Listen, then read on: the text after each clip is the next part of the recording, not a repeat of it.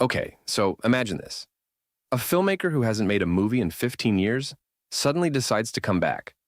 Not just with any film, but one that's essentially a deep dive into his own family's pain. Oh, wow. That's already a lot to unpack. I mean, what kind of family dynamics are we talking about here? Well, it's about Gustav Borg, this once renowned filmmaker who walked away from his family years ago.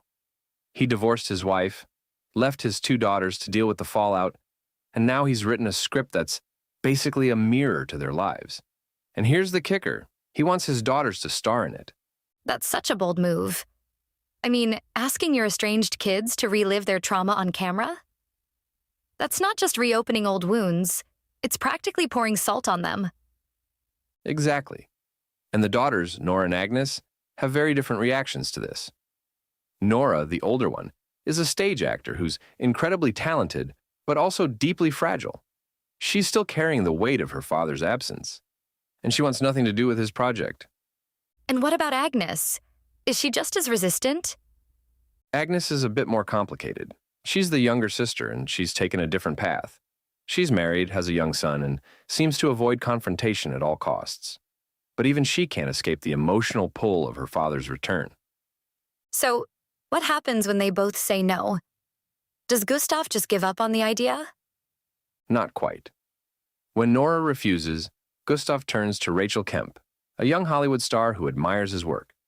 She's eager to take on the role, but her enthusiasm only adds to the tension between Gustav and his daughters. That's such an interesting dynamic. Rachel's excitement must feel like a slap in the face to Nora, especially since this script is so personal to her. It absolutely does. And then there's the added layer of Gustav wanting Agnes's son, Eric, to be part of the project. Agnes is completely against it. She's protective of her son and doesn't want him dragged into the chaos she grew up with. But then something changes, right? I remember you mentioned that Agnes reads the script and has a different reaction. That's right. When Agnes finally reads the script, she realizes it's remarkable.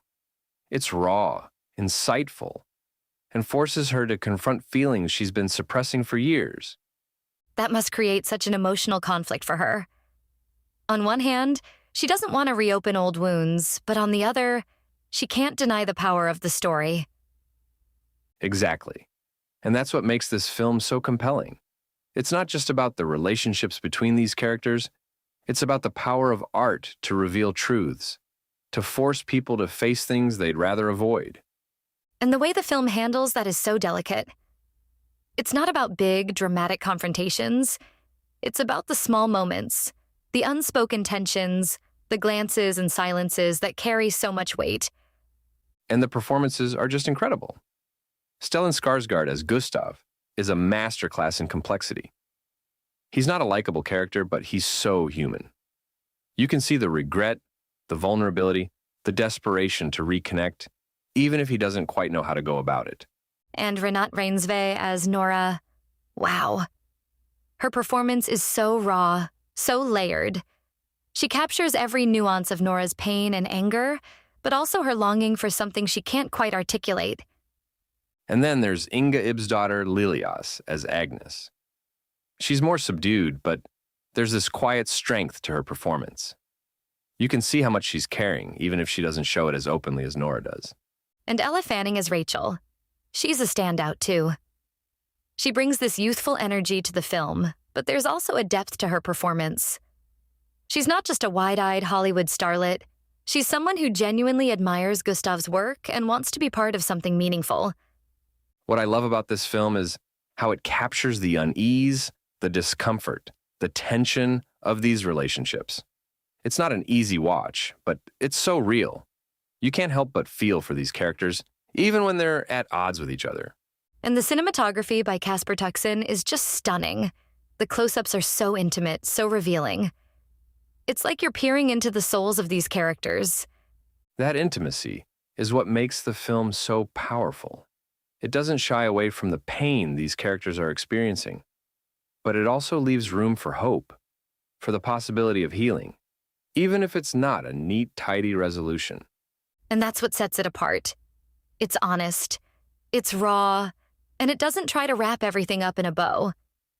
It acknowledges that reconciliation is messy, that it looks different for everyone, and that sometimes it's more about the journey than the destination. So, final thoughts? I'd say Sentimental Value is a film that stays with you. It challenges you. It makes you think, and it forces you to confront your own feelings about family, forgiveness, and the past. Couldn't agree more. It's a tumultuous emotional journey, but it's handled with such care and conviction. It's a solid 8 out of 10 for me. Same here. It's a film that lingers in your mind long after the credits roll, and that's the mark of something truly special. Well, that's all the time we have for today. Thanks for joining us, and we'll see you next time. Take care.